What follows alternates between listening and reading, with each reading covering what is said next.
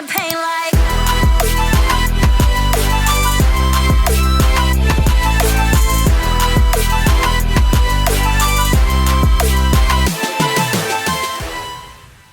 Hey guys, dearyoongi here. Welcome back to my channel. In today's video, we are discussing the new season of survival show Boys Planet and some of its recently announced contestants, because I think there'll be quite a few names some of us recognise. So first, we'll start by introducing the show for those who aren't too familiar with it, then we'll give a brief intro into each of these familiar faces and how they might have ended up here, before we discuss why already debuted idols seem to keep finding their way back to these types of survival shows. So without further ado, let's get started. First, let's quickly introduce the TV show Boys Planet 2, or Boys 2 Planet as it appears to have been stylized this time round. Boys 2 Planet is a survival show created and broadcast by Mnet, where contestants compete in various singing and dancing challenges for the opportunity to debut in a final group. Boys 2 Planet is set to be the sequel to the survival show Boys Planet, which as we know led to the creation of Zerobaseone. The show will consist of two programs, Planet K produced in Korean and Planet C produced in Chinese, with both shows following the same format. The idea is to create a twin project group for each category, with both units set to debut at the same time. The original plan was to create two separate groups who would come together, but instead they have now decided to debut one single group, combining both and their global abilities. Mnet has recently started sharing the show's contestants, and fans were quick to point out that many of them are in fact individuals we have seen before, either still as trainees who have competed on various survival shows, or idols who are now already in active groups. For the purpose of today's video, I wanted to look at the latter, the Boys 2 Planet contestants who are already members of groups, because it does lead us into a greater discussion of why does this keep happening to artists who are already working within the industry. So let's look at the contestants